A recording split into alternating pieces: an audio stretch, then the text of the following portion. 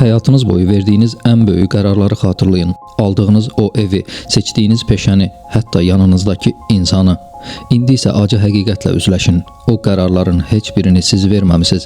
Siz sadəcə beyninizin içində qurulmuş 1000 illik tələlərin qurbanı olmusunuz. Sizin məntiq dediyiniz şey əslində təkamülün sizi idarə etmək üçün istifadə etdiyi bir aldatmadır. Birazdan sizə beyninizin sizi necə oyuncağa çevirdiyini və hər gün göz görə-görə hansı 5 tələyə düşdüyünüzü izah edəcəm. Bu videonun sonuna çatanda artıq dünənki insan olmayacaqsınız. Çünki artıq niyə səhv etdiyinizi biləcəksiniz. Hazırsınızsa beyninizin gizli zirzəmisinə enirik. Başladıq. 1. Təsdiqləmə qərəzi. Mən demişdim yanılması. Bəşəriyyətin ən böyük intellektual xəstəliyinə xoş gəlmisiniz. Beynimizin bizə qurduğu ilk və bəlkə də ən amansız tələb budur. Təsdiqlənmə qərəzi. Sadə dillə desək, beyniniz həqiqəti axtarmır. O, sadəcə olaraq artıq doğru olduğuna inandığınız şeyləri təsdiqləmək istəyir.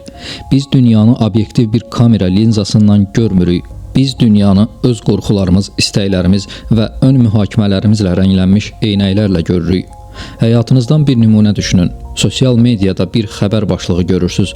Əgər bu başlıq sizin siyasi və ya sosial baxışınıza uyğundursa, dərhal bəyənir və paylaşırsınız. Mənbənin etibarlı olub olmaması, xəbərin yalan olub olmaması sizin üçün ikinci dərəcəlidir.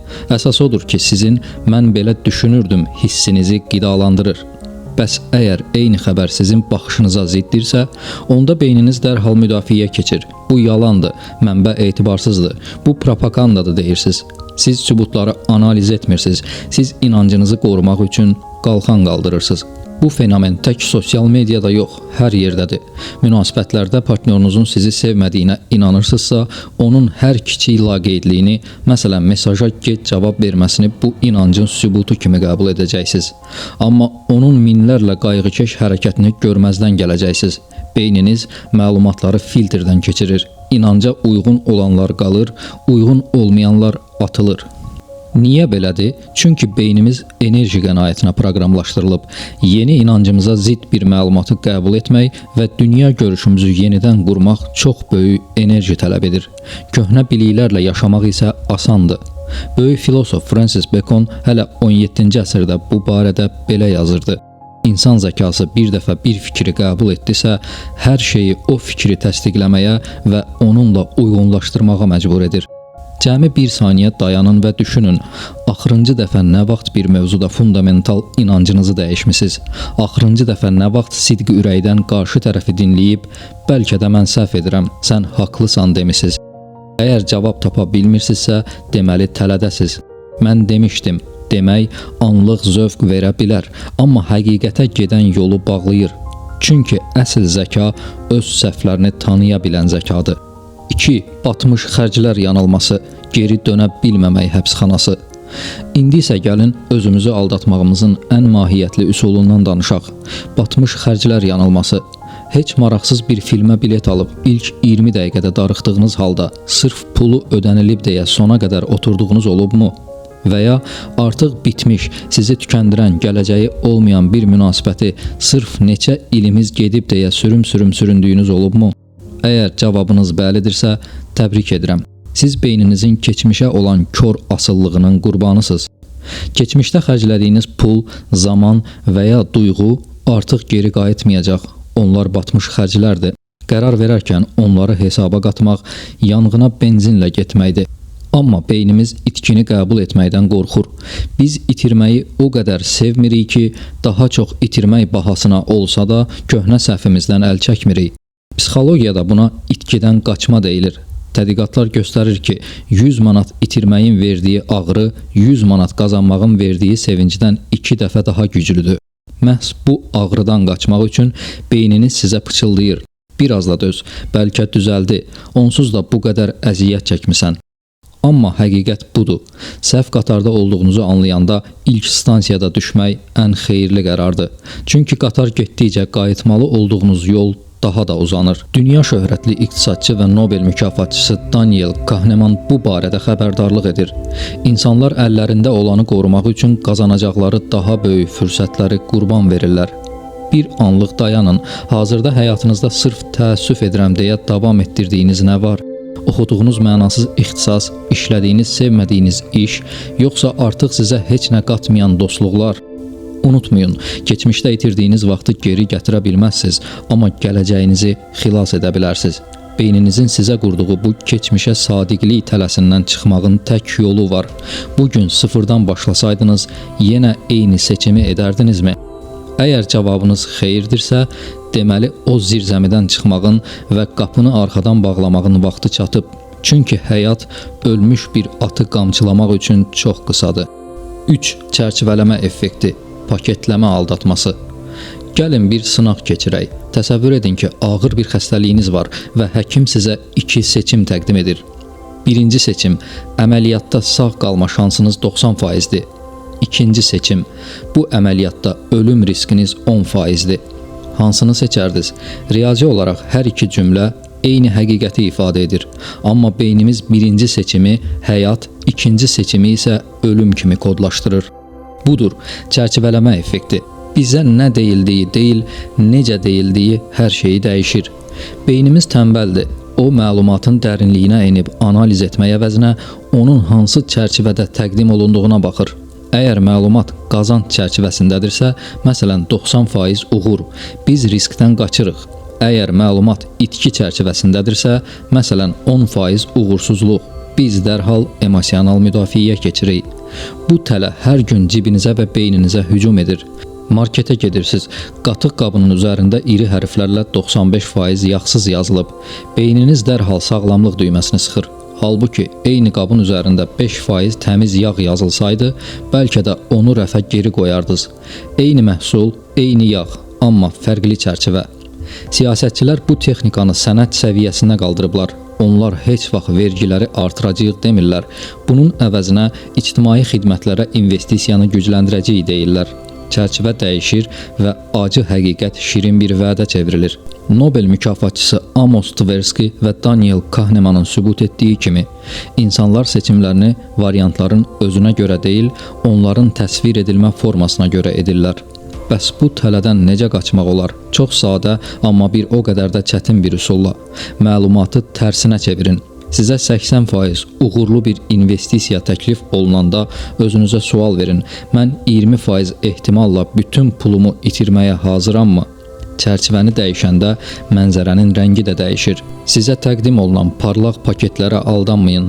Paketi cırın və içindəki çılpaq rəqəmlərə baxın. Çünki manipulyasiya həmişə ən gözəl sözlərin arxasında gizlənir. Beyniniz sizi aldatmağa çalışanda ona deyin: mənə çərçivəni deyil, həqiqəti göstər.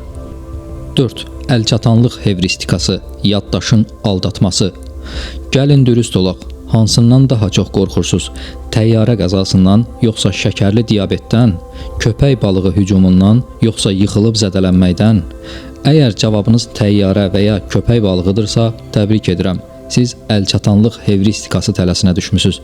Beynimiz bir hadisənin baş vermə ehtimalını onun statistikasına görə deyil, o hadisəni nə qədər tez xatırladığınıza görə hesablayır. Əgər bir məlumat yaddaşımızda əlçatandırsa, beynimiz onun çox vacib və çox tez-tez baş verən olduğunu zənn edir. Niyə belə olur?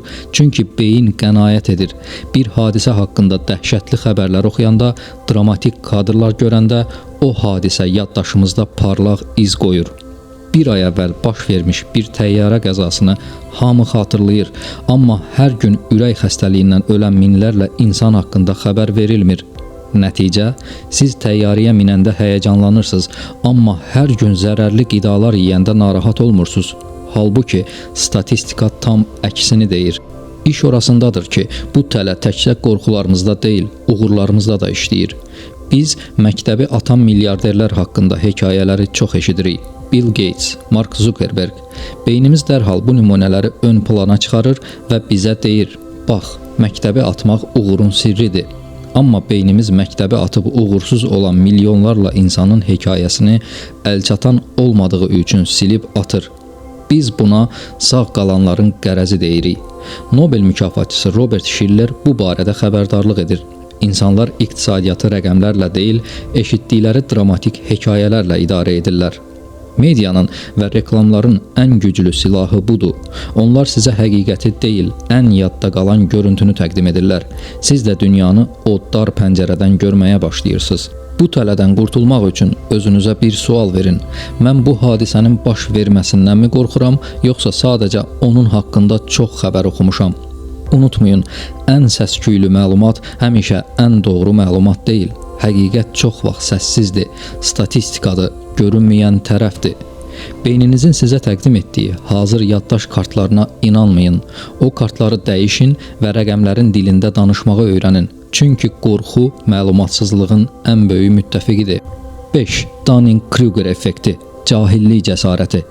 Videonun ən acı həqiqətinə xoş gəlmisiniz. Bir mövzu haqqında cəmi 2 məqalə oxuyub, özünü ekspert hesab edən, hər kəsə dərs keçməyə çalışan birini görmüsünüzmü? Yaxud bəlkə də siz özünüz bir işə başlayanda onun çox asan olduğunu düşünmüsünüz, amma işin içinə girdikcə nə qədər yanıldığınızı anlamısınızmı? Bu, Dunning-Kruger effektidir. Psixologiyanın ən sarsıdıcı kəşfi. Biliksizlik insana bilikdən daha çox özünə inam verir. Məntiq sadə, amma qorxuludur. Bir mövzu haqqında çox az şey bildiyinizdə həmin mövzunun nə qədər dərin və mürəkkəb olduğunu anlamaq üçün lazım olan bilik səviyyəsinə belə sahib olmursunuz. Nəticədə beyniniz boşluqları özünə inamla doldurur. Siz axmaqların zirvəsində oturub ətrafa mühazirə oxuyursunuz. Amma öyrənməyə davam etdikcə mənzərə dəyişir. Daha çox oxuduqca əslində nə qədər az şey bildiyinizi kəşf edirsiniz və özünə inamınız kəskin şəkildə aşağı düşür. Bu, ümidsizlik dərəsidir. Yalnız illərlə çəkilən zəhmətdən sonra həqiqi ustalıq və real özünə inam formalaşır. Charles Darwin bunu bir cümlə ilə xülasə etmişdi. Cahillik insanı bilikdən daha çox tez-tez özünə inamlı edir. Bu tələ niyə təhlükəlidir? Çünki o inkişafın qarşısını alır. Əgər hər şeyi bildiyinizi zənn edirsinizsə, yeni bir şey öyrənməyə ehtiyac duymayacaqsınız.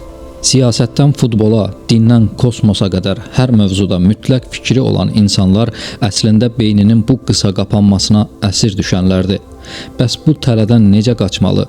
Tək bir dərman var: intellektual təvazökarlıq. Hər zaman özünüzə sual verin: mən həqiqətənmi bilirəm, yoxsa sadəcə bilmədiyim şeylərin miqyasından xəbərsizəm? Əsl zəka cavabları olan deyil, sualları olan zəkadır. Sokratın dediyi kimi, mən yalnız bir şey bilirəm, o da heç nə bilməməyimdir. Gördüyünüz kimi, beyniniz mükəmməl bir kompüter deyil. O, 1000 illər əvvəl meşədə sağ qalmaq üçün proqramlaşdırılmış, səhvlərlə dolu bir mexanizmdir.